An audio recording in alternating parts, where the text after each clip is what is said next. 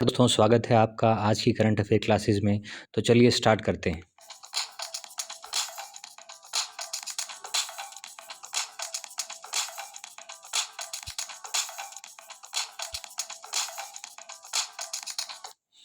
चलिए, तो आज का मोटिवेशनल थॉट है push harder than yesterday if you want a different tomorrow. क्या कहना चाहता है ये? आप पिछले दिन से ज़्यादा मेहनत कीजिए वर्तमान में, ताकि आपका भविष्य और ज़्यादा सुनहरा हो और ज़्यादा मजबूत हो। बहुत ही भारी लाइन है, ज़रा ध्यान से इसको समझिएगा। तो स्टार्ट करते हैं पहली खबर के साथ। पहली खबर हमारे सामने है कि जो पीएम मोदी हैं वो आज के दिन यानी कि आज ही दांडी मार्च शुरू करने जा रहे हैं। अब आपके दिमाग में प्रश्न आएगा कि क्यों करने जा रहे हैं? तो इसका आंसर ये है कि 2022 में भारत 75 साल पूरे कर लेगा आज़ादी के, जिसके चलते हम एक बहुत बड़ा त्यौहार या उत्सव मनाने जा रहे हैं 2022 तक। और वो 2022 तक हम जो उत्सव मनाएंगे उसकी शुरुआत आज से हो रही है, 2021 12 मार्च से। तो आज हम ऐसा क्या करने जा रहे हैं? आज हम दांडी मार्च दोबारा से शुरू करने जा रहे हैं। कहाँ से करेंगे? साबरमती आश्रम से। तो दांडी मार्च यहाँ पर आया है, तो चलिए इसके बारे में जान लेते हैं। दांडी मार्च एक इतिहास की घटना है जो गांधी जी ने 12 मार्च को 1930 में शुरू की थी। कब तक चले थे वो? 6 अप्रैल तक चले थे। कितना चले थे? 390 किलोमीटर। कितने लोगों के साथ? 80 अनुयायियों के साथ। कहाँ से कहाँ तक? साबरमती आश्रम से दांडी मार्च तक। अब दिमाग में आता है कि वो चले क्यों थे? वो इसलिए चले थे क्योंकि वो दांडी जाकर नमक बनाना चाहते थे। अब प्रश्न आएगा कि नमक क्यों बनाना चाहते थे? नमक वो इसलिए बनाना चाहते थे क्योंकि वो नमक बनाकर ब्रिटिश नीतियों के खिलाफ अपनी शुरुआत करना चाह रहे थे। उनके खिलाफ जाके उनका कानून तोड़ना चाह रहे थे। कानून क्यों तोड़ना चाह रहे थे? क्योंकि वो इसके ज़रिए सविनय अवज्ञा आंदोलन शुरू करने जा रहे थे। अब सविनय अवज्ञा आंदोलन शुरू क्यों करने जा रहे थे?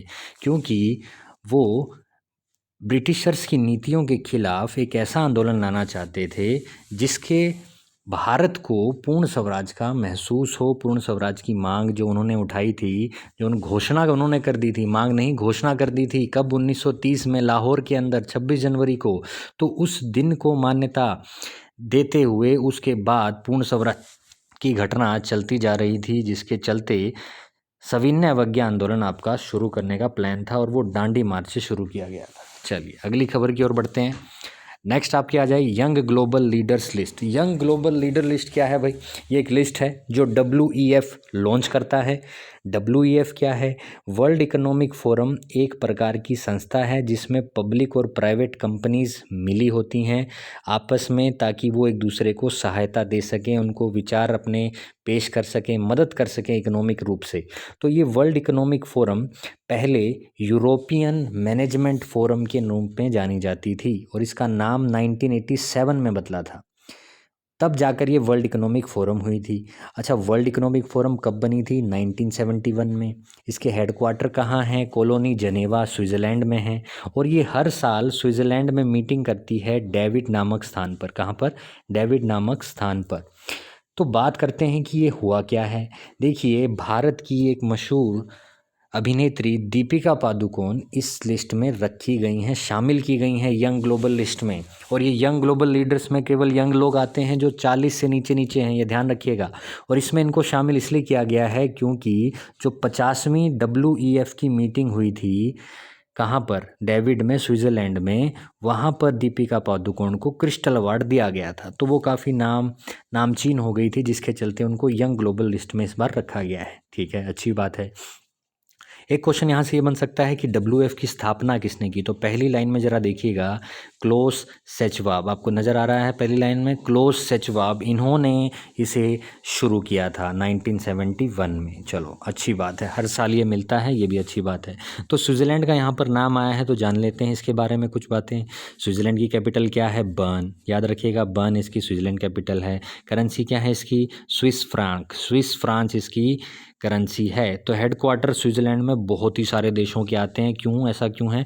क्योंकि ये बहुत ही शांति प्रिय देश है और इसके आस पड़ोस में कोई भी किसी से लड़ाई नहीं है, जिसके चलते यहाँ पर संगठन के जो हेडक्वार्टर हैं वो रखे जाते हैं। चलिए देखते हैं कौन कौन से हेडक्वार्टर सिंगापुर में। WHO का है, अंतर्राष्ट्रीय लेबर ऑर्गेनाइजेशन का है, रेड क्रॉस का है, वर्ल्ड मेट्रोलॉजिकल ऑर्गेनाइजेशन यानी मौसम विभाग जो है विश्व का उसका है, विपो का है, IUCN का है और इंडियन ओलंपिक कमेटी का है, इंटरनेशनल ओलंपिक कमेटी का हेडक्वार्टर भी यहाँ पर मौजूद है। तो स्विट्ज़रलैंड के जनेवा में है। तो जनेवा से शब्द से आप याद रख सकते हैं जानलेवा, जनेवा जानलेवा। इससे मैं आपको एक लाइन बताऊंगा जिससे कई हेडक्वार्टर आपको याद हो जाएंगे। तो लाइन क्या है, व्यापारियों के लिए जनेवा जानलेवा है। तो जानलेवा से जुड़ा हुआ क्या आएगा, स्वास्थ्य। और स्वास्थ्य से जब भी कोई चीज़ आपके सामने आएगी तो आपको पता है आप WHO से जुड़ी बात करेंगे तो WHO का हेडक्वार्टर कहाँ पर है, जनेवा में है। ठीक है, मैंने कहा व्यापार के लिए जानलेवा है तो विश्व व्यापार संगठन भी कहाँ पर है, जनेवा में है। दो आपको यहाँ से याद हो जाते हैं। नेक्स्ट हम बात करें विश्व बैंक और IMF, इन दोनों की स्थापना एक साथ ही हुई थी लगभग और दोनों को जुड़वा ही कहा जाता है। तो दोनों के मुद्रा से जुड़े हैं और दोनों की मुद्रा USA की बहुत मजबूत है, इसलिए USA में कहाँ पर इनका हेडक्वार्टर है, वॉशिंगटन DC में है। नेक्स्ट कॉमनवेल्थ जो है उसका हेडक्वार्टर कहाँ पर है, लंदन में है। कॉमनवेल्थ देश वो होते हैं जिस पर कभी ना कभी UK ने राज किया होता है, तो UK से आपको ध्यान रहेगा लंदन। ठीक है, नेक्स्ट बात करें परमाणु वाला, इसमें नहीं लिखा है, मैं वैसे बता देता हूँ। जो विश्व परमाणु ऑर्गेनाइजेशन है उसका हेडक्वार्टर भी वियना में है, ध्यान रखना वियना में है। तो अच्छी बात है, यहाँ से हमने इन सब चीज़ों को पढ़ा है। आप एक बार क्या कीजिए, इसका स्क्रीनशॉट ले लीजिएगा तो आपको बहुत ही बेनिफिशियल रहेगा। चलिए अगली न्यूज़ पे आते हैं। इंटरनेशनल लोनार रिसर्च स्टेशन, ये क्या है भाई, पहली बार धरती से कोई देश चांद के ऊपर रिसर्च स्टेशन लगाने की प्लानिंग कर चुका है। चांद का जब भी नाम आएगा तो लोनार शब्द उसमें जुड़ा होता है। अब वो कौन सा ऐसा देश है भाई जो ऐसा करने की सोच रहा है, वो है चाइना और रशिया। तो चाइना और रशिया ने आपसी गुफ्तगू कर कर ये प्लान बना लिया है कि वो अंतर्राष्ट्रीय लोनार रिसर्च स्टेशन चांद पर बनाने जा रहे हैं। अब चांद की बात आई है तो चांद से जुड़ी दो तीन घटनाएं देख लेते हैं। पहला जो चांद पे मिशन गया था वो नासा ने भेजा था। नासा की फुल फॉर्म पेपर में आती है national aeronautics of space administration, ध्यान रखिएगा, भूल जाते हैं आप लोग, कमाल करते हैं आप। तो नासा का गठन कब हुआ था, मैंने आपको पिछली वीडियो में बताया है, ज़रा कृपया करके कमेंट बॉक्स में ज़रूर डाल दीजिएगा कि नासा का गठन कब हुआ था। अब नासा ने जो अपना पहला चांद पे मिशन भेजा था उसका नाम था अपोलो 11। कब भेजा था, 1969 पर। और भैया ये वही था जो सबसे पहले चांद पे गए थे। तो चांद पर सबसे पहले कदम रखने वाले कौन थे, नील आर्मस्ट्रॉन्ग। कई बार एक पेपर में तो तूफान ही मचा दिया था, बोला दूसरे बार किसने कदम रखा, तो दूसरे का भी नाम याद रखिए, बज़ एल्ड्रिन। बज़ एल्ड्रिन दूसरे व्यक्ति थे जो चांद पर गए थे। ये लगभग 3 घंटे के आसपास मस्त वॉक करके आए थे वहाँ पर। तो अच्छी बात है, चांद पर जाने वाला पहला मिशन पता चल गया। नासा अब एक और मिशन भेज रहा है आर्टेमिस 2024 में। ध्यान रखिएगा, आर्टेमिस मिशन किस देश का है, USA का। USA की कौन सी स्पेस एजेंसी है, नासा। तो ये आर्टेमिस मिशन 2024 में भेजा जाएगा। अच्छा, चाइना भी पीछे नहीं है, चाइना भी भेज रहा है चैंग 4 और चैंग 5। ये तो नाम से पता चल जाएगा, चू चैंग जहाँ भी आता है आप समझ जाइएगा वो चाइना से रिलेटेड है। अब राशिद की बात करें, राशिद खान क्रिकेटर वाला नहीं, राशिद यहाँ पर एक और चांद का मिशन है जहाँ पर भेजा जाएगा 2024 में। और ये कौन भेज रहा है, UAE इसको भेज रहा है। और ये ध्यान रखिएगा अनमैन्ड मिशन है, यानी इसमें आदमी नहीं जाएगा, केवल उस स्पेसक्राफ्ट को वहाँ पर भेजा जा रहा है। ठीक है, अब चांद से जुड़ी 2 घटनाएं यहाँ पर आपको दिखाता हूँ मैं, ये क्या है देखिए, इस लाइन को ज़रा आप पढ़िए। ये क्या है, पेरिजी और एपोजी। पेरिजी क्या है, उपभू, और एपोजी क्या है, अपभू। अब ये क्या सिस्टम है भाई, इस सिस्टम को ज़रा समझ लेते हैं। देखिए ये अपनी अर्थ है, ये अर्थ है अपनी, अर्थ के चारों तरफ ऑर्बिट है किसका, मून का। ये हो गया मून। अब मून अर्थ के चारों तरफ घूमता है, हम सभी को पता है। वो एक चक्कर कितने दिन में पूरा करता है, ये लिखा हुआ 27.3 दिनों में। अब एक चक्कर जब वो पूरा करता है तो वो पूरा गोलाकार में नहीं घूमता है, वो कैसे घूमता है, कभी पास आता है, ये देखिए पास आ गया, और कभी दूर जाता है, ये देखिए दूर जा रहा है। जब चांद धरती से सबसे ज़्यादा दूर होता है उस घटना को एपोजी कहते हैं, और जब चांद धरती के सबसे करीब आता है उसको पेरिजी कहते हैं। बहुत ही बढ़िया, हमारे यहाँ तो बिस्कुट को भी जी कहते हैं। तो ये तो कहना ही कहना था भाई, चांद हो गया, याद है ना, पार्ले जी।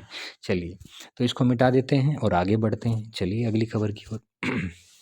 यहाँ देखो भाई, चाँद के बारे में 2 घटनाएँ और बता रखी हैं, new moon and full moon. अब ये क्या सिस्टम है? ये सिस्टम बताता हूँ मैं क्या है। देखिए, जब चाँद, धरती और सूरज एक लाइन में आते हैं और बीच में भैया चाँद बेचारा फँस जाए, तो उस समय क्या होता है, जो चाँद है वो धरती पर नज़र ही नहीं आता है। क्यों नज़र नहीं आता भाई? क्या गुनाह किया है उसने? अभी बताता हूँ क्या किया है।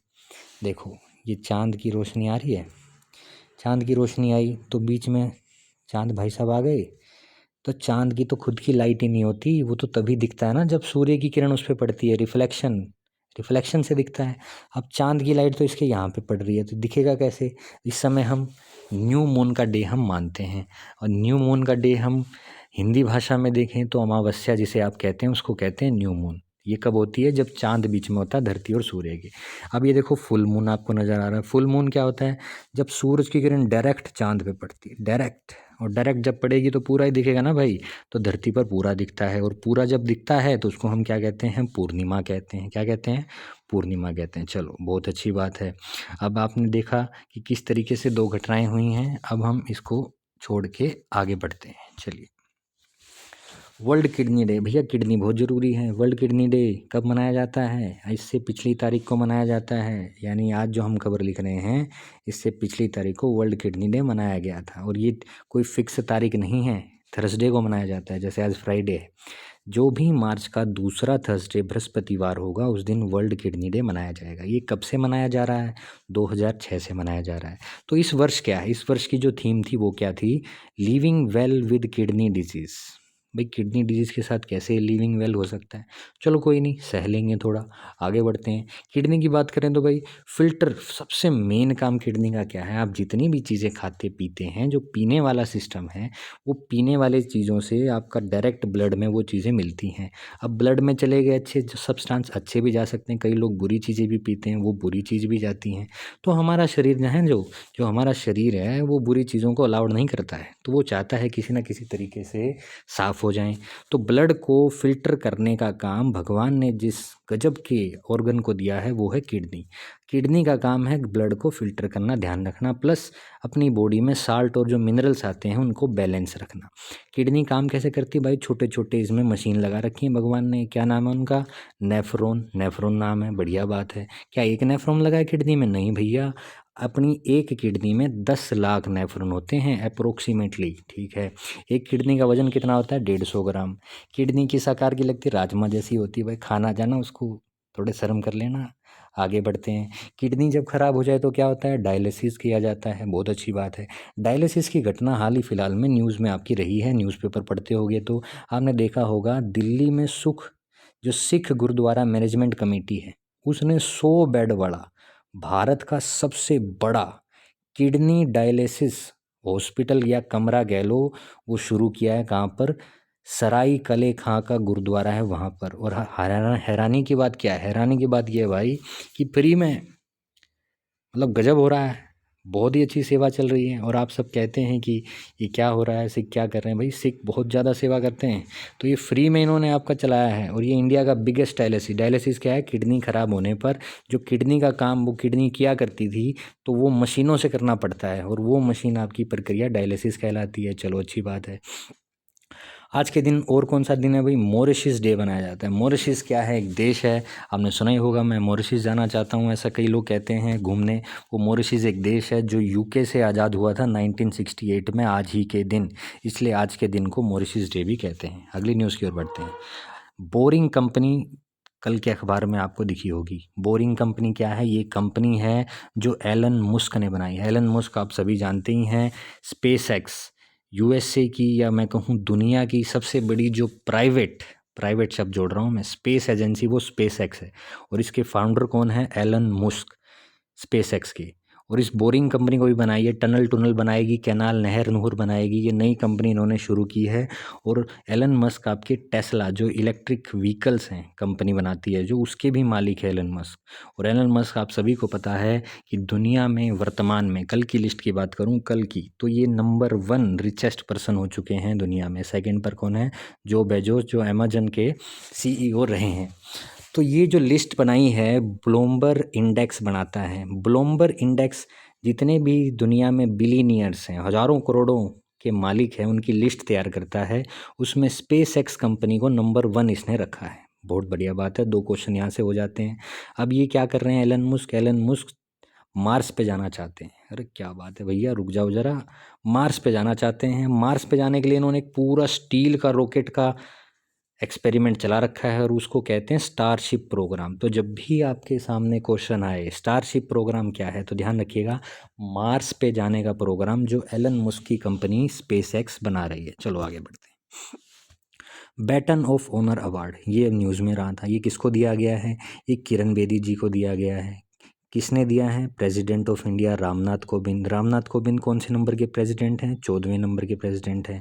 किरण बेदी की बात करें तो सबको पता है कि भारत की पहली महिला IPS Indian police service officer. और किरण बेदी ने 2 किताबें लिखी हुई हैं, ध्यान रखना, डेयर टू डू और आई डेयर। ये किताबों का नाम है, धमकी नहीं दे रहा मैं तुम्हें। डेयर टू डू और आई डेयर, ये 2 किताबें किरण बेदी ने लिखी हैं। बहुत अच्छी बात है।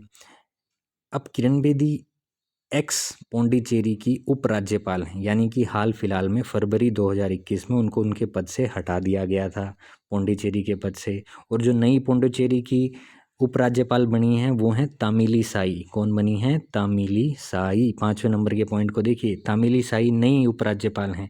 और तामिली साई पौंडीचेरी की उपराज्यपाल तो अभी बनी है, लेकिन वो पहले से क्या हैं? तेलंगाना की गवर्नर भी हैं। तो बहुत ही इंपॉर्टेंट है, ज़रा याद रखिएगा इसको। अब पौंडीचेरी की बात हुई तो ज़रा देख लेते हैं पौंडीचेरी पर राज किसने किया है? फ्रांस ने किया है। पौंडीचेरी आपके 4 भागों में बटा हुआ है, यनम, महे, कराईकाल और पौंडीचेरी, जिसमें यनम हिस्सा आंध्र प्रदेश में, महे आपका केरल में, कराईकाल और पौंडीचेरी तमिलनाडु में। अब पौंडीचेरी में विधानसभा और राज्यसभा कितनी सीटें हैं भैया? 1-1 सीटें हैं, ध्यान रखिएगा। और वहाँ पे पौंडीचेरी में जो विधानसभा है, लेजिस्लेटिव असेंबली है, उसमें 33 सीटें, 33। पौंडीचेरी में कोई भी मुकदमा होता है तो उसकी शिकायत मद्रास हाई कोर्ट में जाती है, ध्यान रखना। पौंडीचेरी के केस मद्रास हाई कोर्ट के अंदर आते हैं। एक फेस्टिवल है जो पौंडीचेरी में मनाया जाता है, मैस्काराडे फेस्टिवल। मैस्काराडे फेस्टिवल याद रखिएगा कहाँ का है? पौंडीचेरी का है। नेक्स्ट हम बात करें भाई, यहाँ पर उपराज्यपाल की बात चल रही थी, तो उपराज्यपाल कहाँ होते हैं? जो आपके केंद्र शासित प्रदेश होते हैं वहाँ पर लगाए जाते हैं, प्रशासक और उपराज्यपाल। तो देख लेते हैं कौन प्रशासक और कौन उपराज्यपाल कहाँ का है। तो भैया दादर और नागर हवेली जो दमन एंड दीव हैं, इन दोनों को मिलाया गया था, तो इसके जो उपराज्यपाल हैं वो हैं प्रफुल्ल पटेल।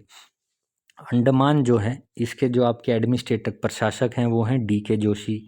चंडीगढ़ के वीपी सिंह हैं जो कि पंजाब के गवर्नर, इस बात का ध्यान रखना।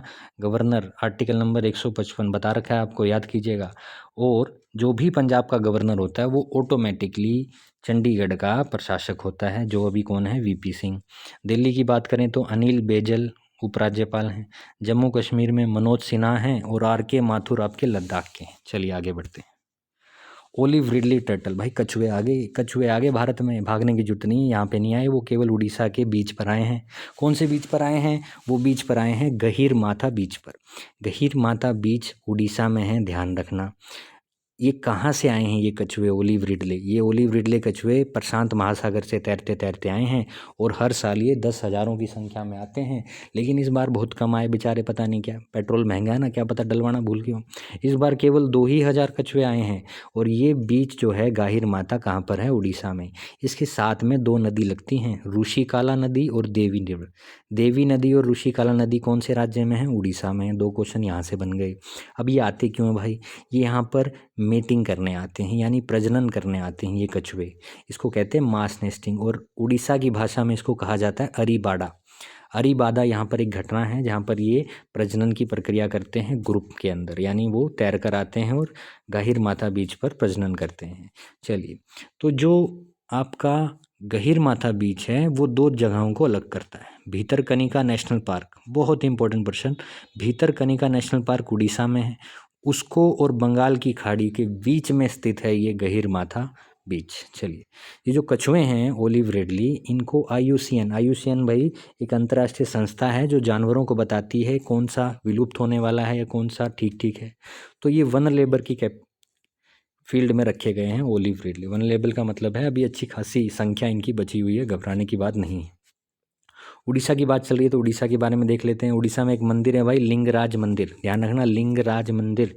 ये एक शिव जी का मंदिर है, कहाँ पर है? भुवनेश्वर में, कैपिटल में।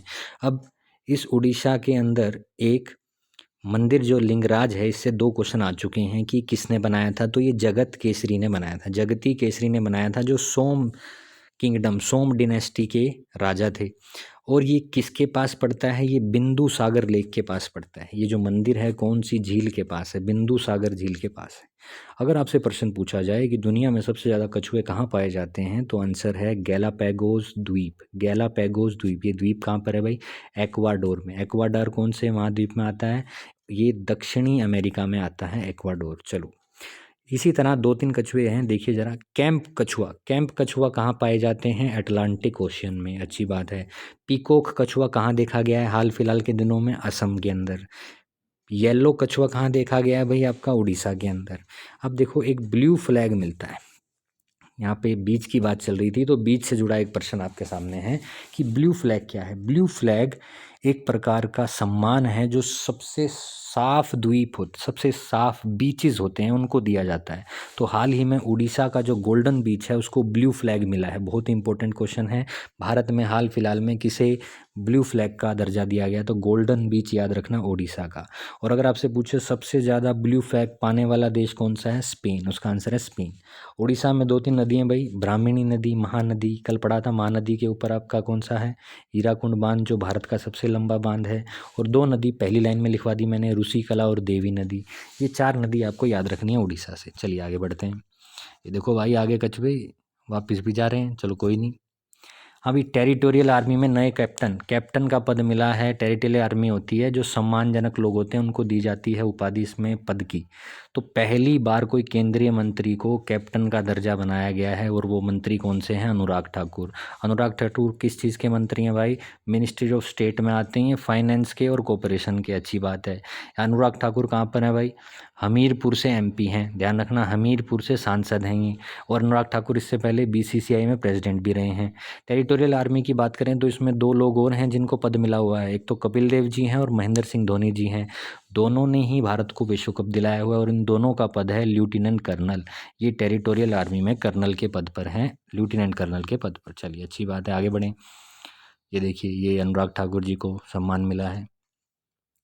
अब वाईफाई बेस्ड इंटरनेट फैसिलिटी दी जाएगी 5,957 रेलवे स्टेशन पर, ऐसा बोला है हमारे रेलवे मिनिस्टर पीयूष गोयल। भारत का रेलवे मिनिस्टर कौन है, पीयूष गोयल। तो जाहिर सी बात है यही रेलवे की बात करेंगे। तो इन्होंने अनाउंस किया है कि भाई इतने स्टेशन पे वाईफाई मिल रहा है। अब वाईफाई जब भी कहीं आता है ना, तो कोई कंपनी देती है, जैसे आप घर पे लगाओगे तब कोई कंपनी का लगवाओगे। इसी तरह इन्हीं रेलवे स्टेशन पे जो वाईफाई लगा है वो रेल टेल कंपनी ने लगाया है। फर्स्ट लाइन में देखिए, रेल टेल कंपनी ने। और ये स्पीड कितनी देगा, 10 GB पर सेकेंड। भैया कहने की बातें हैं, देख लो, विश्वास कर लो, सह लो थोड़ा सा। आगे बढ़ते हैं। ये जो वाईफाई लगाए जा रहे हैं ये किस स्कीम के अंदर लगाए जा रहे हैं, ये लगाए जा रहे हैं प्रधानमंत्री वानी स्कीम, पीएम वानी स्कीम। वानी की फुल फॉर्म क्या है, wifi access network interface scheme. जिसको रेगुलेट कौन करता है, चलाता कौन है, ट्राई। कल की वीडियो देख लेना, ट्राई के बारे में पूरा बताया गया है। इसके चेयरमैन हैं पीडी वघेला। ठीक है, रोज़ पढ़ते हो तो पता चल जाएगा। अब रेलवे बजट मैंने पहले भी बताया था, परसों से पिछले दिन वाली वीडियो में, कि पहले ये एक साथ दिया जाता था, फिर इसको अलग किया एक्वार्ड कमेटी ने 1924 में आम बजट से। फिर आम बजट और रेलवे फिर से मिला दिए। कौन सी कमेटी की रिपोर्ट थी, विवेक कमेटी की। 2017 में दोनों फिर से मिल गए। ग्रीन रेलवे, रेलवे के साइड में पेड़ पौधे लगाए जाएंगे 2030 तक। और इलेक्ट्रीफाइड रेलवे, भारत में जितनी भी रेलवे ट्रैक्स है उसमें इलेक्ट्रिकल सिग्नल, इलेक्ट्रिकल वायर्स पहुंचाने का काम 2024 तक कर दिया जाएगा, ऐसा प्लान है। चलिए आगे बढ़ें। वेरिएबल कॉन्टैक्टलेस पेमेंट डिवाइसेस, भैया दुनिया बदल रही है, एडवांस हो रही है, टेक्नोलॉजी ने धुएं उठा रखे हैं। देखते हैं क्या उठा रखे हैं। एक्सिस बैंक जो है आपका, वो एक हाथों में पहनने वाला, देखिए इस प्रकार का कोई ना कोई इक्विपमेंट लाने जा रहा है, जो मात्र 750 रुपये से शुरू होगा। अब करेंगे क्या इससे, जब भी आप मार्केट में जाएंगे तो हाथ में पहने रखिए। पेमेंट जो होगी वो आप उस जो आप पहनेंगे ये हाथ में, इसको स्कैन करवा दीजिए, पेमेंट अपने आप कट जाएगी। ये क्यों किया जा रहा है, कोरोना के चलते कॉन्टैक्टलेस जो पेमेंट है उसके लिए ये करवाया जा रहा है। चलो अच्छी बात है। अब ये बैंड या वॉच और की रिंग के रूप में बनेगा। और ये जो कंपनी है जो इस इक्विपमेंट को बनाएगी वो है ब्रांड वियर एंड पे। वियर एंड पे ऐसी कंपनी है जो इसको बनाएगी। चलिए अच्छी बात। तो 1 लाख तक की शॉपिंग आप कर सकते हैं प्रतिदिन, ये भी अच्छी बात है। तो एक्सिस बैंक कब बना था? 1993 में। इसके हेड कौन है? अमिताभ चौधरी। और हेडक्वार्टर कहाँ है? मुंबई में। और इसकी टैगलाइन है बढ़ती का नाम ज़िंदगी। क्या बात है, अगर ऐसी ऐसी टेक्नोलॉजी लाए तो बढ़ती का नाम टेक्नोलॉजी हो जाएगा, तो इसको आपको याद रहेगा। दूसरे बैंकों की बात करें तो आरबीआई 1935 में बना था, हेडक्वार्टर मुंबई में। इसके प्रमुख अभी जो गवर्नर हैं वो कौन है? शक्तिकांत दास। नोट पर भैया इन्हीं के साइन होते हैं, ज़रा ध्यान से देखिएगा। एसबीआई की बात करें तो इसका पहले नाम था इंपीरियल बैंक ऑफ इंडिया और 1955 में एसबीआई कर दिया। हेडक्वार्टर कहाँ है? मुंबई में। हेड कौन है? दिनेश कुमार खारा। पीएनबी की बात करें, पंजाब नेशनल बैंक। इससे एक और क्वेश्चन आता है, भारत का वो बैंक जो पूर्ण रूप से स्वदेशी है, पहला पूर्ण रूप से स्वदेशी इंडियन की जितनी भी फंडिंग है वो इंडियन नहीं की थी, वो है आपका पंजाब नेशनल बैंक। 1894 में बना था। दिल्ली में इसका हेडक्वार्टर है और एस मल्लिका अर्जुन इसकी हेड हैं। बीओबी की बात करें, बैंक ऑफ बड़ौदा, 1908 में बना था। बड़ौदा इसका हेडक्वार्टर है और संजीव चड्डा जी इनके हेड है। चलिए, अर्जुन सहायक इरिगेशन प्रोजेक्ट बनने जा रहा है कहाँ पर? उत्तर प्रदेश में। प्रधानमंत्री जी ने इसको 11 मार्च को लॉन्च किया है। ये क्यों बनाया जा रहा है? इरिगेशन फैसिलिटी, सिंचाई की सुविधा देना चाहता है किसान को। अब सिंचाई की सुविधा बनाने के लिए पानी रोकना पड़ेगा इस इरिगेशन प्रोजेक्ट में, तो वो बांध कौन सा है जो बनाया जाएगा? वो बांध है आपका लहचूरा डैम। कौन सा डैम? लहचूरा डैम। कहाँ बना जाएगा? महोबा डिस्ट्रिक्ट यूपी के। और ये कौन सी नदी पर बनेगा? दर्शन नदी। दर्शन नदी बहुत इंपॉर्टेंट है भाई, बेटवा नदी की सहायक नदी है। और बेटवा खुद किसकी सहायक नदी है? यमुना नदी की। क्या बात है, एक लिंक सा बन गया है। दोबारा बता देता हूँ, अर्जुन सहायक सिंचाई प्रोग्राम बनाया जाएगा, एक डैम बनाकर, डैम का नाम लहचूरा डैम। कौन सी नदी पर? दर्शन नदी पर। किसकी सहायक नदी? बेटवा। बेटवा किसकी? आपकी यमुना की। अब ये नंबर क्या लिए हैं भाई? जो आपका यूपी है उसमें टोटल विधानसभा सीटें 404 हैं, 403 चुनी हुई, एक आपका एंग्लो इंडियन। और 100 जो हैं, 100 आपकी क्या हैं? विधान परिषद की सीटें हैं। 80 लोकसभा की सीटें हैं यूपी से और 31 राज्यसभा की सीटें, याद कर लीजिएगा। यूपी का क्लासिकल डांस है कथक। कथकली मत लिख देना, कथकली आपका केरल में होता है। कथक अकेला कहाँ का क्लासिकल डांस है? यूपी का। यहाँ का फोक लोक नृत्य कौन सा है? नौटंकी। ठीक है। और मिशन इंद्रधनुष 2.0 यहाँ पर चलाया गया था यूपी से। ये क्या है? वैक्सीनेशन, टीकाकरण का प्रोग्राम है, तो अच्छी बात है। चलिए, तो आज की क्लास यहीं पे समाप्त होती है भाई। उम्मीद है आपको अच्छी लगी है। चलिए, कल मिलते हैं हम अगले करंट अफेयर के साथ। तब तक टाटा बाय बाय।